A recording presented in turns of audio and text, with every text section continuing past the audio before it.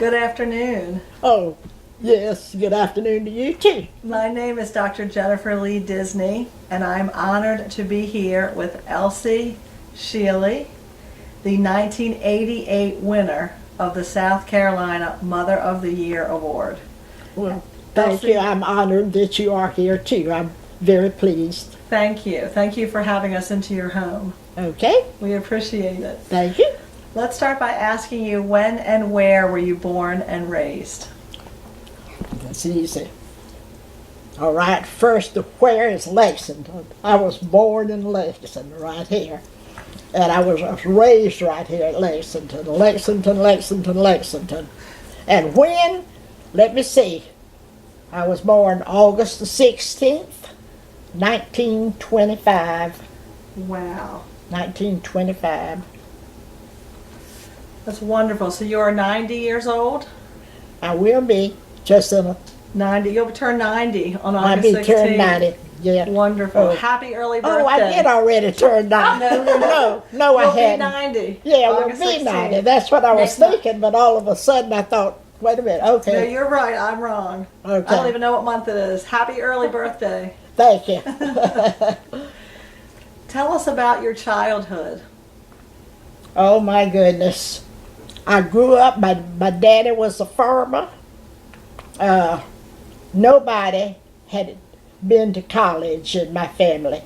I mean, college was something way off as far as we were concerned because they were farmers. And they didn't go to college. They considered if they went to high school, they had gotten a good education. I mean, I'm just telling it like it was. That was the way the feeling was back then. So I did not take college preparatory courses, which I probably should have, but I did all right anyway.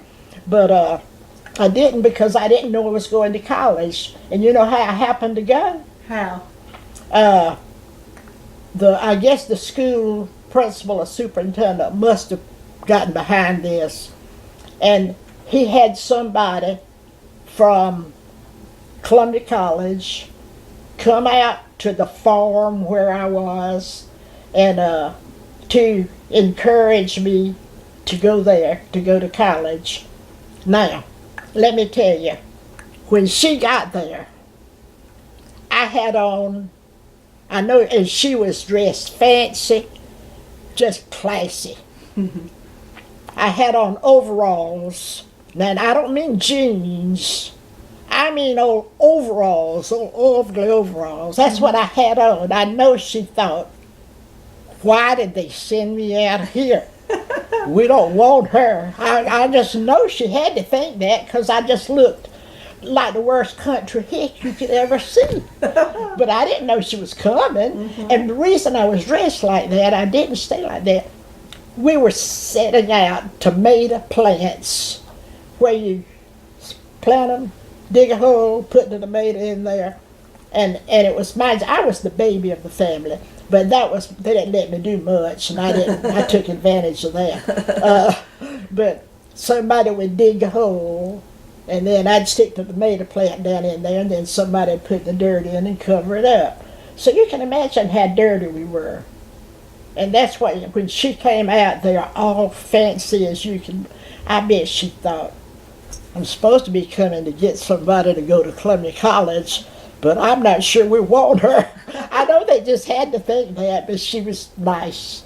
And anyway, they offered me a scholarship. Wow. In fact, a double scholarship. I had a double scholarship. You must have been a very good student in high school. I was.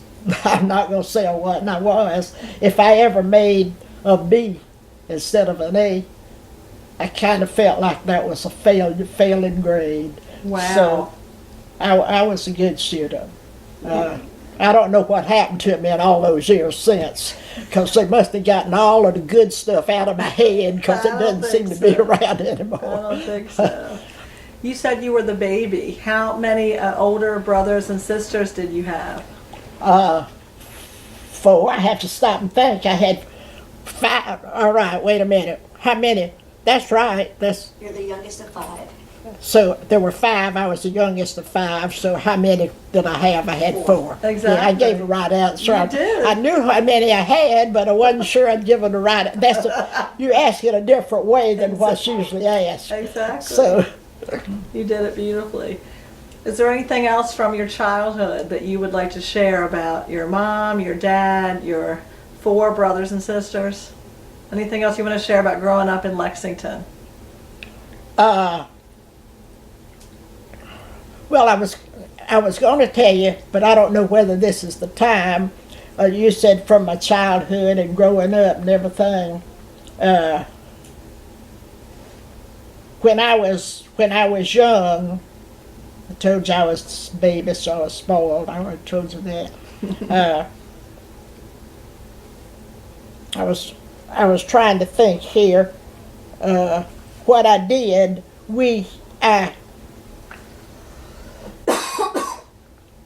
okay, I went from door to door selling encyclopedias.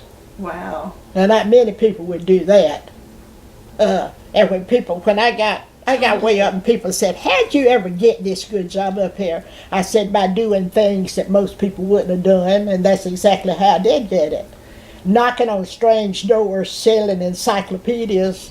Did you sell encyclopedias before college or after college? Or during college? Was that at Columbia College or was it after? It was before. After? Uh-uh. No, you went to college first, and then you became a teacher, and then you sold World Book. Oh, Well, that's a wonderful experience. Why don't you tell us anything more you want to share about Columbia College? What was that like? Columbia College. Oh, I loved Columbia College. Tell her about that time that you and some students were out from Columbia College. The time they what? You and some other students were off from Columbia College. You had to get a ride back, and who you got a ride back Oh. That's interesting. I'd forgotten all about that. Okay. Columbia College, he was, I met Columbia College, I don't know, but anyway, we went there, I'm trying to think now how to tell what I want to. This is kind of funny, but if I can get to it. I think you were out. So we went, the bus came to Columbia College and picked up girls and took them to that. But it was, whatever it was, Methodist. We didn't want to go there. So we went on the bus, but we got out. And anyway, we were standing on the street corner, and we were waiting, and I don't remember, 3 or 4 of us girls, I don't know, and we were waiting, and after a little bit, a car drove up, and it was a limousine, and it had a chauffeur in it. Wow. And we thought, and the person in there said, "Are you girls?" They could tell. "Are you girls from Columbia College?" We said, "Yes." He said, "You want to ride?" Said, "It's raining, beginning to rain a little bit." You know who it was? It was the governor. That's who that was. That was the governor. And he said, "Well, we can't have you standing out here in the rain. Come on and get in." Well, let me tell you, Columbia College then had a rule that it was a girls' school. Mm-hmm. You could not ride in the car with a man without a chaperone. That was the rule. Well, hey, we forgot all about that rule. That was the governor. We got in that car, and we rode, and the bus carrying the girls, the other bus that had the rest of them back to college, was at that, where we went in. It was there, and we just waved at them and went on in. Wow. But let me tell you, we got restricted to the campus. We got restricted. Well, they said, we cut it in half, they said, the restriction. because you self-reported, even if it was in a boastful way. That's what they said. Wow. We had a boastful way because we were with the governor, but we had self-reported. So we were restricted to the campus for maybe a week instead of 2 weeks or something like that. What an But that was the amazing most fun week I story. had at college. That week we were restricted to campus. Wow. Not many people get a pickup in a limousine with the governor. That's right. Oh, well, let me tell you, the governor got word that, I tell you how he got word. I had you can have work scholarships, and I had more than one scholarship, partly honor, partly work, and one was a telephone, demanded telephone, that I did that. That was, and I got a little bit of money for that, for my tuition. We were poor. My daddy was a farmer, so, he didn't have extra money. So that, we had that, I got to listen in, because we had the phones that you could listen in. So as we worked the phones, so the governor, I heard this because we took our phone down, and the governor called the dean of women at Columbia College, and said, Miss Munnerlin was her name, and said, please do not restrict them, said, for riding home with me, because I gave them a ride. You know what the governor told her? What? Said, you run the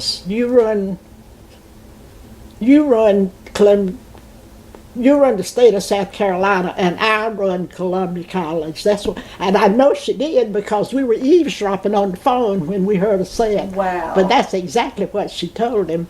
Wow. Well, that made him so mad, and he said he got the biggest box of chocolate candy that he could find anywhere in town, and had it sent to us. Wow. So see, that was the most fun week I had at college. What an amazing story. Thank you for sharing that. That is awesome. It's kind of a different story, isn't it? It is. It's the first time I've ever heard anything like it. That's a great Imagine. story. Did you go to Columbia College to become a school teacher? Did you become a school teacher? No, I was trying to think. I always knew I would sort of like to be a school teacher. But I'm telling you, we were just poor old farmers. I thought that was completely out of my possibility, range of possibility.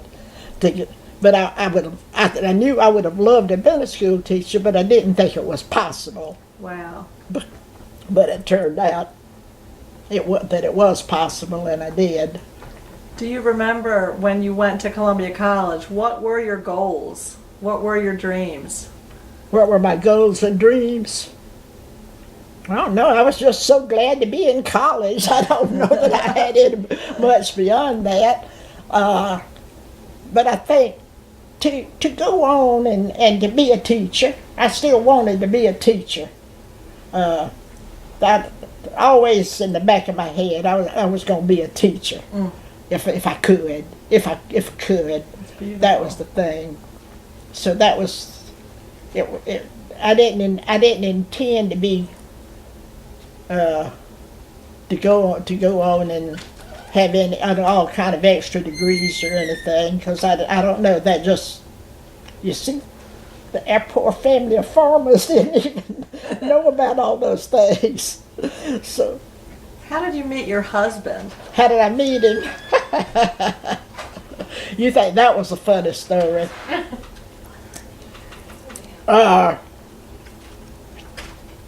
He came in my class when I was teaching. He came, I mean, he got out of, it was between semesters for him, I'm trying to think it right. And it was too late to go into the next, he had to go more and get more college, but he couldn't, it was too late to get in for that semester, so he had to wait to get into the next semester.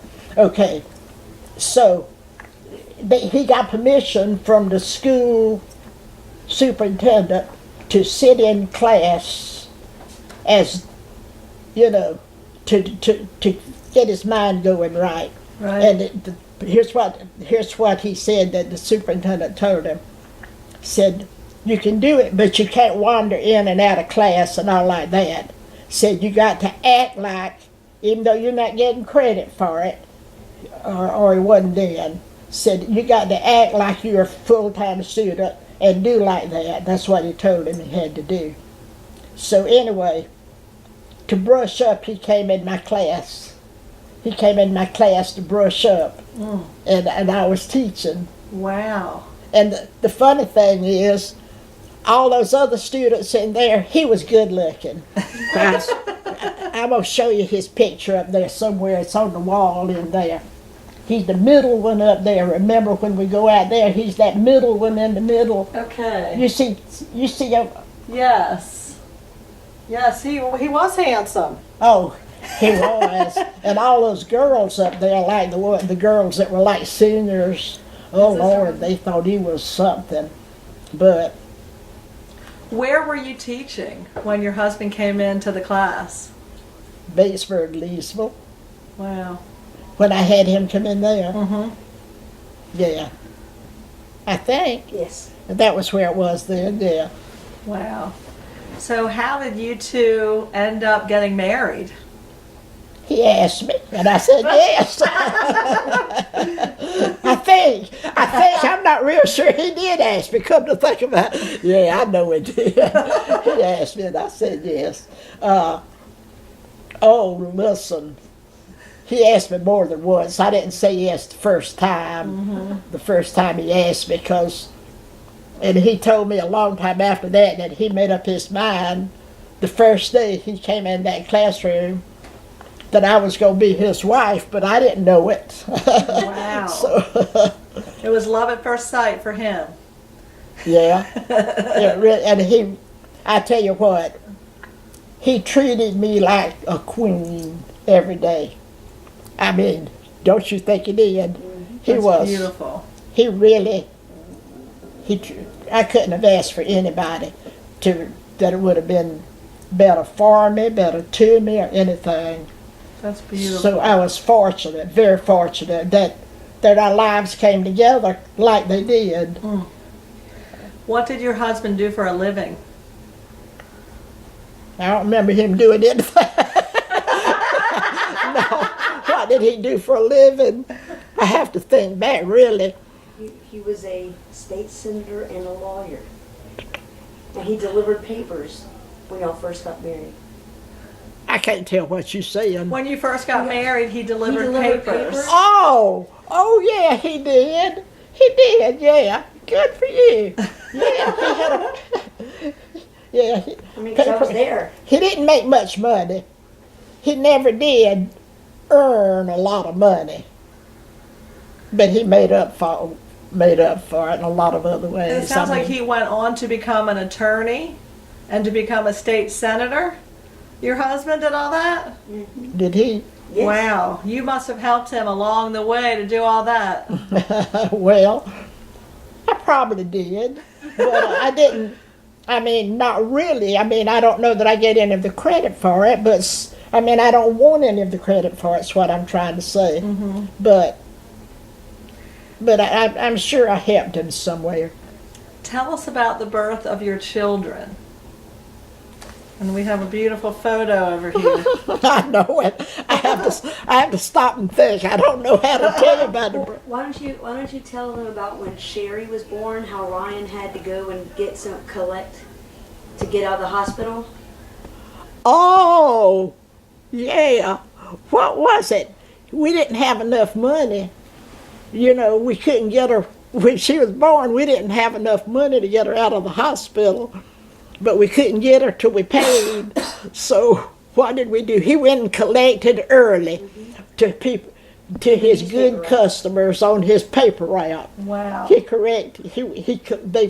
They knew he was good by then, you know. Yes. So he collected early to have enough money to get, get the baby out of the hospital. Wow. What a story. Was that your firstborn daughter? Yeah. Yeah, That's wonderful. Sherry. Sherry. And she's turned out really good too. All of them have. All of my children have. That's wonderful. Do you want to tell us about any more of your children? Looks like maybe you could hold that up. Oh Do you yeah. want to hold that up and talk us through your children? Yes, sir, Reed. I'd love to do that. I'm glad Most you mothers asked. love to talk about their children, so I want to give you a chance. Yeah. Okay, now let me see here. This is Sherry. She's the oldest. And Lord, there's a lot of good stuff I could tell about Sherry, but Well, with Sherry and Granddad, What's- she served in the House of Representatives. oh yeah, Father and yeah. daughter. Oh yeah, she Tell did. her about that. Yeah. She served in the House of Representatives. Wow. Yeah. Sherry. Tell them about how old she was and where Oh, she was doing. she was the youngest legislator in America. Wow, what an honor. You must be so proud. And a father-daughter I am. team serving together in the state legislature? That is amazing. Yeah. And Didn't somebody dare her while she was at Columbia College to do it? didn't somebody what? Somebody at Columbia College dared her to run for the House of Representatives, and she did. But It was something like that. I don't know if it was from Columbia College or what, but somebody kind of Somebody dared dared her her to to do or it, something, and she did it, and she got it. And she was successful. Yeah. Wow. What a great story. What an accomplishment for a young woman, the youngest legislator in the country. Mm-hmm. How young was she? Do you remember? When she was College. first elected, she was a teenager still, I think. 19, I'm not 20, sure. 21. We How can look old that was up. somewhere between that 19 and 21 years old. Something Wow, along. that's amazing. I'm not sure what year in college she was, but it was in that age frame. That's amazing. Do you want to tell us about any other of your amazing The children? next one's Rod, where your thumb is. Okay. That's Rod. Let me see. I don't know where to start with him. Help me. Start me and I can't. What did he do for a living? Rod, He ran campaigns. what did he do for a living? I don't remember anything. What? He ran people's campaigns. Oh, yeah, that's right. That's what he did. He ran people's campaigns. That's what he did. Wow. He ran their campaigns when people ran for stuff. He was excellent at that.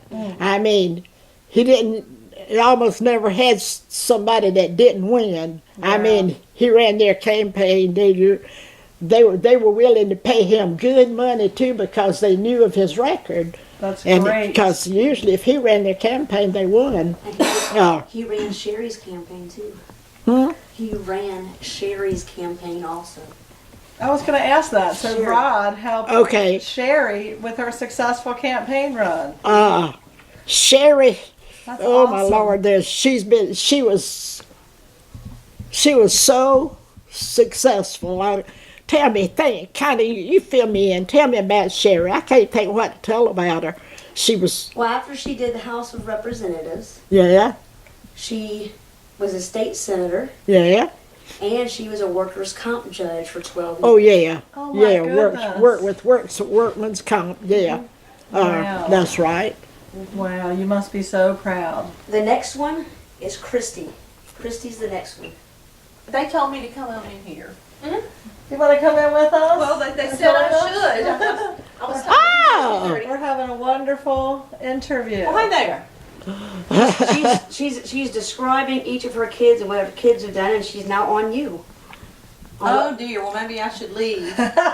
No, come on in, cause I couldn't think of stuff. You Would know you like to what? be on camera or off camera? It doesn't matter to Because me. right now we're focusing on our Mother of the Year winner, and we're just we're going through all the children and learning about all of your amazing accomplishments. Well, I'm the middle child, so she can't remember me.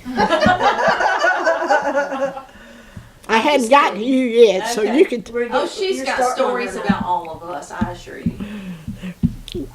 Christy, she has been a dancer all her life. Wow. And I can remember the first time. You probably don't know what I'm gonna tell. Yes, I do, because she does remember this stuff.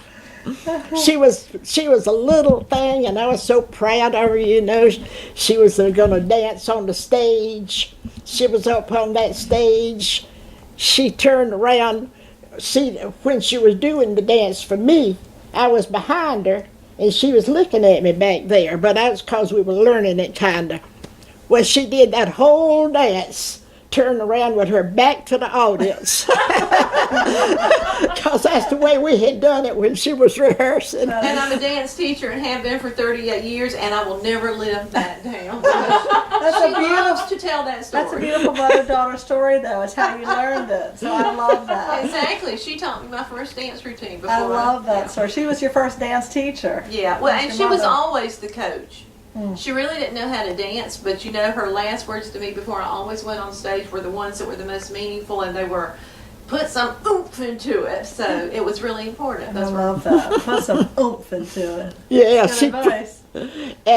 and you know what? She really put it in it too. She was a good one for me to have. She made me look good because she did it so well. well, I think it's backwards. I think she made me look good. Oh, that's beautiful. That's beautiful. Okay, who's next in our story? Sean at the bottom, right? Sean. Okay. He's my son. He has a couple of Patents. patents Wow. in his name that he Wow. thinks he has had patented. So he was really smart in school. Very good. Really smart in school. And he's he, still really smart. Huh? He's still really smart. That's he still wonderful. is smart. Yeah, he's what we call a computer geek. Wow, you must be Well, very proud of Sean too. Well, I don't know how smart he still is. I reckon he is. He is. He is. Oh, you should tell him about the Iron Man. He's not Oh. just a computer geek. Tell him. He was in Switzerland last summer. He completed an Ironman triathlon. Is that what you call it? Oh my Triathlon. goodness! Wow. Yeah, he's very. That's- He's really, and his son has started. How old is Spencer? Like 7 or 8. Yeah, he started doing triathlons or something like that too. Wow, it's amazing. Yeah, And they did that Ironman competition in Switzerland. yeah, last summer. Wow. Okay. Laurie. Who haven't we done? Laurie at the top left. Laurie? There's a lot to say about Laurie. She could almost come in here and do it by herself, but I don't know where she is. She's in Boston. In Boston. She's in Boston. Oh my goodness. What's she doing in Boston? It's some kind of autism Oh. related. Oh, okay. There's some She's, camps going on. I have, one of her children has autism. Ryan. Ryan. And they doing everything they can with him and to him and That's everything. wonderful. You know, and she just said she's thankful because it's really expensive, the things they have to do. And she said that she was glad they could afford it, and I was glad they could too. That's So they wonderful. could give him whatever it took, but it's kind of, it keeps her on her toes. Well, more than that though, because what she does is travels the country, She's an Oh, yeah. advocate. She works for Autism Speaks, Wonderful. and she's Wow. trying to get all the states to have insurance to help cover it because it is terribly expensive. Mm. And so she gave up her law practice to. Well, she didn't actually have a practice. She She gave worked up. at the Department of Justice. Yes, that's right. She worked for. She gave up being a lawyer to work for Autism Speaks. Wow. Yes. Your children have been so impressive, have accomplished so much. You must be so proud. I am. Mm. About to tear up now. It's a beautiful thing. I'm very fortunate because I look at what some parents have to go through with their children who take on drugs and do everything. You don't know what they're going to do. But I've never had to worry about any of that. And isn't that great? That's wonderful, and that's a testament to you as a mother. Exactly. And to your husband as a father, and what you two must have done raising this family. Well, and I'm glad you mentioned the father, because that was a big help too. Was he a help to you growing up, raising these kids? Was he a Was help he a to help? me? Yes, Yeah. ma'am. Oh, yeah. He was a big help. Yeah, they needed to be Mother of the Year together. They did. I'm not kidding. What? I said you and Dad should have been Mother of the Year together. Most mothers, like you, especially if they're working inside the home, raising children, working outside the home, making a living, it's very hard to balance work inside the home and work outside the home. And I'm sure you had difficulty, like all mothers, balancing, and often having a good partner, a good husband or father that helps. Oh, it with that helped a balance, lot. right? It helped an awful lot, because I couldn't have done any close to what I've done if I had not had. Has she And- told you about her speeches that she used to make? We haven't. We've gone through childhood, marriage, birth of the children. So now I want to ask you to talk about your work, your activities, your work inside the home, your work outside the home, employment, community, anything you want to share about your life activities. And your daughter and granddaughter can chime in anything that you leave out. Because I don't do anything like as much as I used to. Because of my age, I'm sure. I think that was because I was very active growing up in the church, doing any and everything. But I made up my mind some time back that you just can't do it all. You just can't do it all, and that I was not going to try to do it all and neglect the family. So with that right there, she started off with World Book. After she taught, she started off with World Book, going door to door, and worked her way all the way up to the regional senior vice president of the company. She was the highest ranking woman in the World Book Field Enterprises, which was World Book Encyclopedia. That's why I wanted her to get off on this. Let me chime in, because you were talking about him helping. You just can't imagine that before there was Women's Lib, they led the way, not on purpose, but just because that's what they did. My dad was an assistant attorney general for the state of South Carolina. She got to where they wanted her to move to Tennessee for a promotion. He gave up his job, and so that she could move and take that promotion, and became a house mother for the younger children.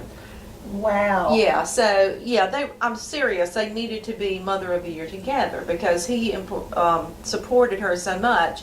The speeches that she traveled around the country making on behalf of Field Enterprises were about working mothers and how to balance. And the name of her speech was Roots and Wings, that you could give your children both roots and wings. And they were experts at that. Wow. They did lead the way. They did. And the reason they never had trouble out of their children is because they were such good examples.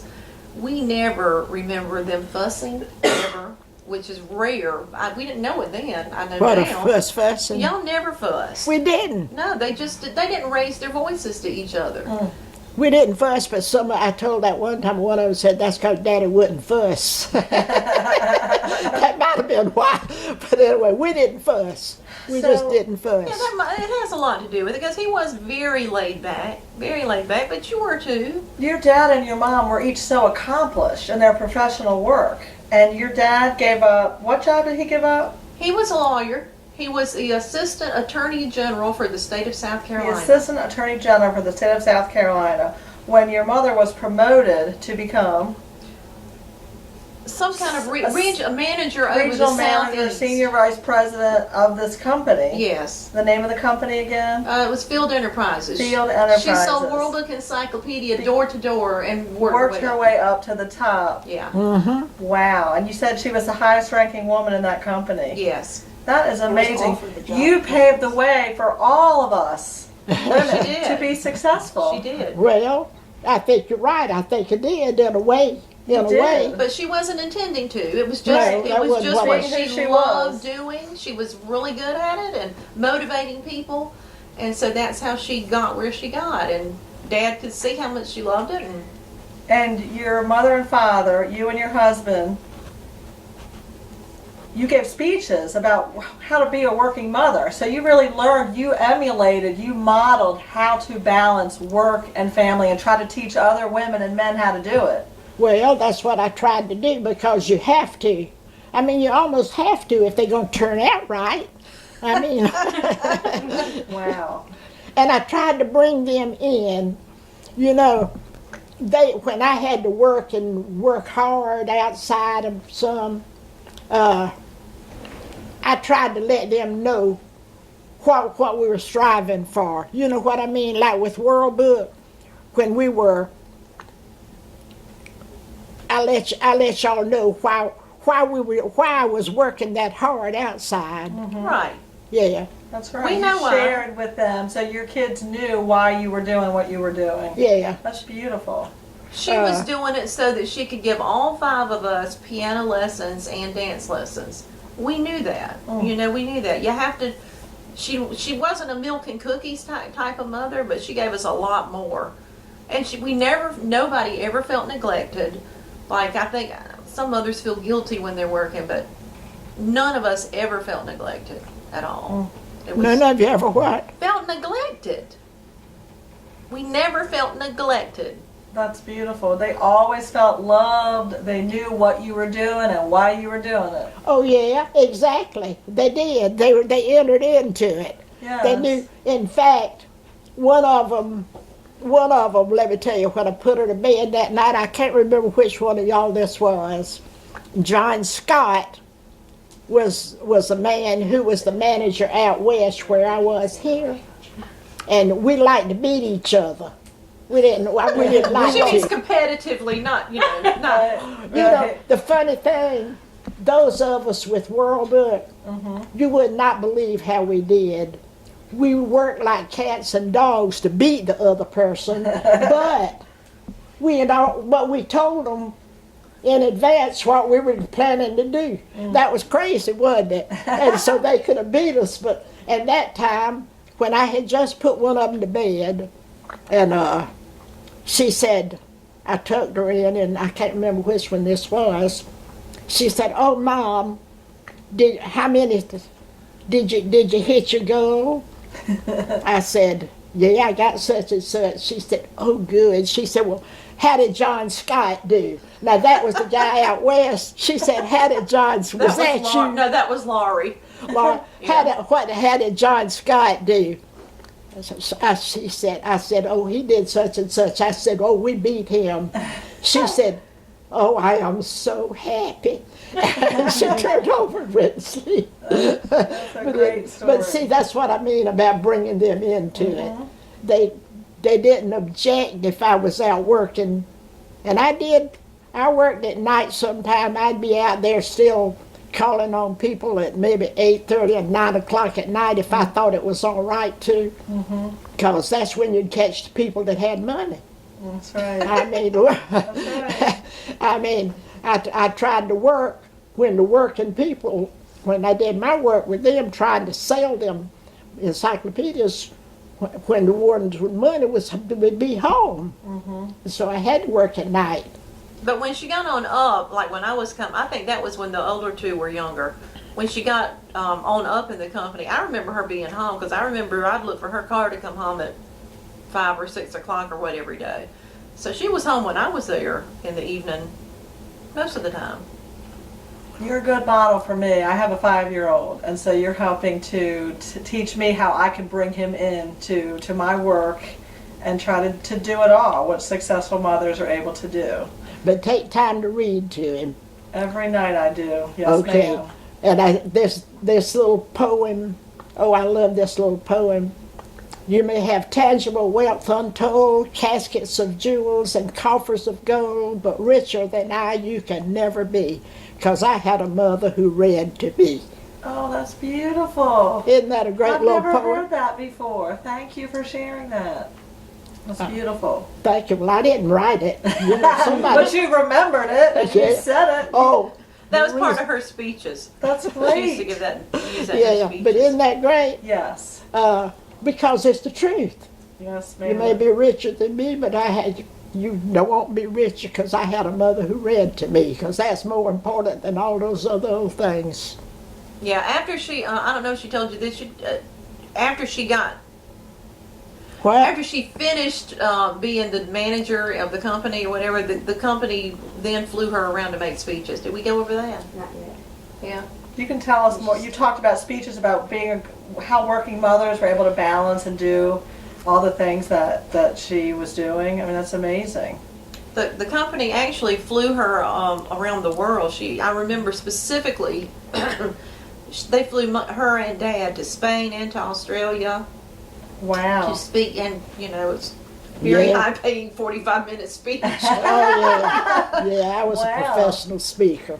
And that was what the topic was. And that I enjoyed that. Did you enjoy traveling to other countries to give your speeches? Yeah, Wow. some of them. What an opportunity. Some of them. And yeah, because you'd be surprised how they treated me when I would come over there. Like when I went over to Was it England, Spain? somewhere in England. You went to Ireland. Spain and you went to Australia. Ireland. Yeah, Ireland, yeah. Ireland? When I was going to say though that, well, Ireland wasn't the one I was talking about for this. When I got out and where we stopped, and then they went on. The ones that carried me over there went on somewhere, and they came back, and this isn't making sense now, but I'm trying to think through it. It's not right. When they came back to pick me up, let me see here. What am I trying to say? They treated you very well, it sounds like. No, you're wearing me out. I'm having my brain dead. I don't know what story we're telling now. I would forget help you, but I about don't that. know what. Forget Is this about when it. you had the limousine where they picked you up and treated you like royalty? They took you and Ryan in a limousine. One of them in Ireland. Oh, they did over there for sure. And one of them. Let me see. When I went somewhere in England, they had. Now it's not unusual for them to have somebody to pick you up from the airport. They had me, my own chauffeur, Wow. the whole time I was there. They said, he's at your disposal with this car and him. Wow. And he'll take you anywhere you want to go here in England. Wow. Anywhere you want to go. That's great. Isn't that wonderful? Yes. I tried to learn to speak like that, but I couldn't. I know. I know I'm wearing you out, so I just have a few more questions. That's all right. What does motherhood mean to you? What does motherhood means to me? It means that I'm setting an example with everything I do, and I better be sure I'm setting the kind of example that I want them to use. I mean, that's sort of, you know what, I had read that question might be asked, and I hadn't even thought about what to say, so this just came out of my head somehow. That's a beautiful answer. Well, but Setting an example in everything you do, so that your children, your grandchildren, I don't know if you even have great-grands, oh yeah. 6 of them. 6 great-grands, Yeah. how many grandchildren? 15. 15. So you're setting an example through the generations, so that everybody knows how to behave, how to be happy, right? I mean, you've just been such a role model. I am so glad you said how to be happy, because I got something I used to use in my talks about that. some people plan when they're going to be happy. I'm going to be so happy when summer comes. I'm going to be so happy when I graduate. I'm going to be so happy. And what's wrong with being happy now? I mean, I've thought, don't plan when to be happy. And that's what, when I've made speeches, I've said, don't plan that you're going to be happy at some time in the future. Be happy now. That is great advice. Wow. Yeah, because it is good advice, because it's something we all ought to follow. I mean, be happy. That's right. How happy were you? How did you feel when you were named the South Carolina Mother of the Year in 1988? How did that feel to you? How do you imagine it feels? It feels great, but it feels like I hope they don't ever look in the kitchen.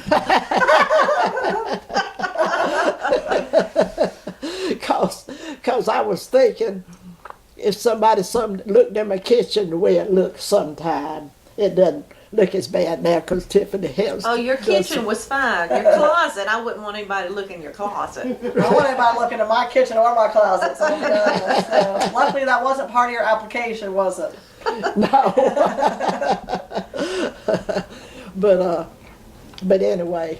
What was that year like that you served as Mother of the Year? I hear there was a tea at the governor's mansion and the State House, a reception or event. Tell us about that. Anything you remember about that year that you were named Mother of the Year, and if anybody else wants to chime in about what you remember that was like.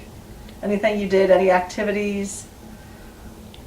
Oh, gee, I don't know that I can especially. I did them, but right now I did a lot of activities, and I hadn't thought upon that enough to remember what I did. What? I remember meeting the governor and the tea, but Of course, your mom had already met the governor in the limousine, bringing her home during Columbia College. that was a different So, governor. different governor, but still, she had already traveled in the highest levels of power in the state government. So maybe it was not as big a deal going to the next governor's tea.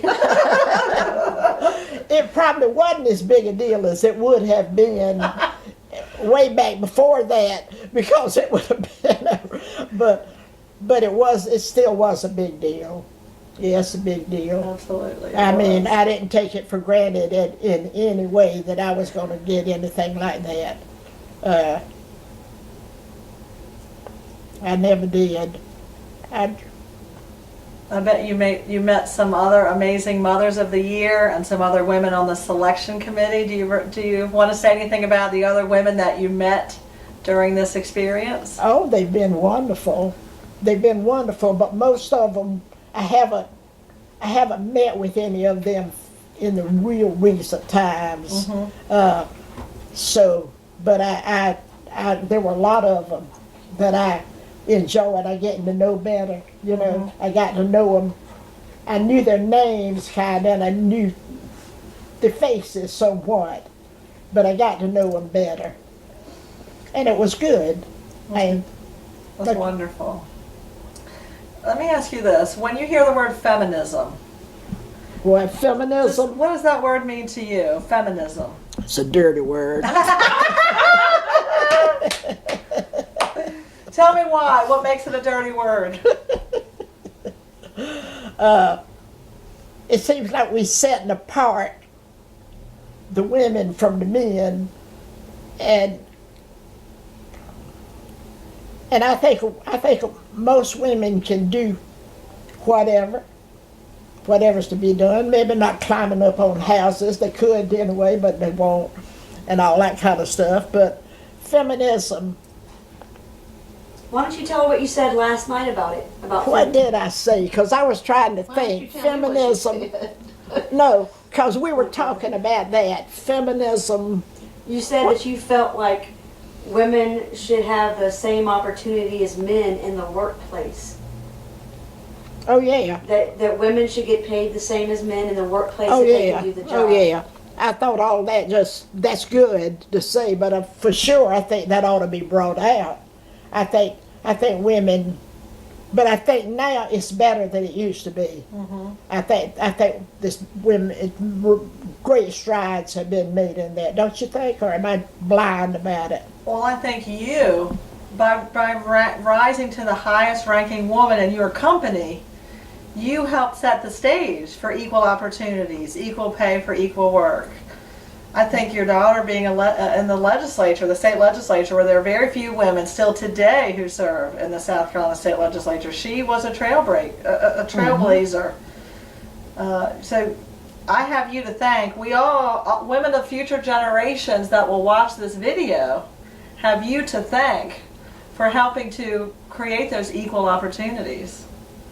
Well, I'll accept the thanks, but I don't know that I deserve the Well, thanks. you do, but she would never have categorized herself as a feminist, even though that was the life they lived. Right. It was just the way, That's nobody. what I was, yeah. You probably, do you consider yourself a feminist?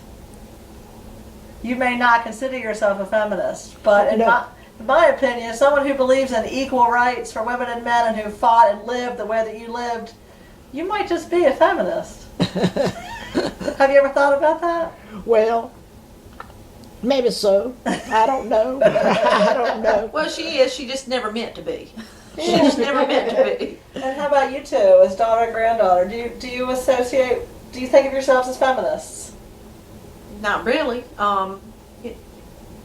Not really. We just didn't talk about that. We didn't talk about it in our house. They just did. Right. You grew up in a house where that was taken for granted. It was equal taken. opportunities Oh, for women and absolutely. men. I mean, my dad was a big believer in treating everybody equal. We did get that sort of lecture, but it wasn't because he was It wasn't a political statement. It was just the way it should be. Right. It was the right thing to do. Almost It was a a moral moral thing. statement. Exactly. Yeah, it's beautiful. Yeah. Didn't I raise some good kids? Yes, you did. I guess if all the things that I've done, that's the best. That is the best. Well, it's a little ironic because she did raise us all to work and to be fairly successful, and so that's why they're not here today, because everybody is so busy. But we learned from her, you just got to work, and so it's a little ironic that's where everybody is today. Well, we visited many mothers, and not many mothers have had a daughter and a granddaughter with them for the interview. So I think it's a testament to the love in this family and the success, and again to your model, your example that you set. Well, thank you. And I do think the example is important because they look at that no matter. I mean, they look at that no matter. A lot of mamas just tell them what they ought to tell them, but they don't set the example, maybe. And you got to set the example. Do you have any questions for us, or anything else you'd like to say or share? How long did it take? I always think about the questions after the people leave. I think about, oops, this would have been a good question. Can y'all think of any questions? I don't know why I got teary-eyed, because I'm not a sentimental person. Well, you got me teary-eyed, and I am a sentimental person, so I know why I did. But this has been an amazing interview and an amazing opportunity to get to meet you and meet your daughter and your granddaughter. And this video is going to help future generations of men and women learn how to just be who they are. And I would love it if we lived in a world where everybody assumed equal opportunities and we didn't have to talk about it anymore. It was just the moral thing to do, the right thing to do, and the way to be. And you've modeled that.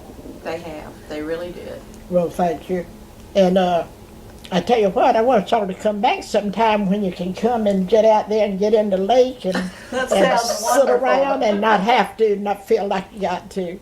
I feel like we have to work. You got to work. Some of us have to work. Next time we'll come to play instead of work. Thank you so much for your time today. We really appreciate it. And again, congratulations to Elsie Shealy, the 1988 winner of the South Carolina Mother of the Year Award, and her daughter and her granddaughter. Thank you all so much. Thank you. Thank you. I appreciate this very much.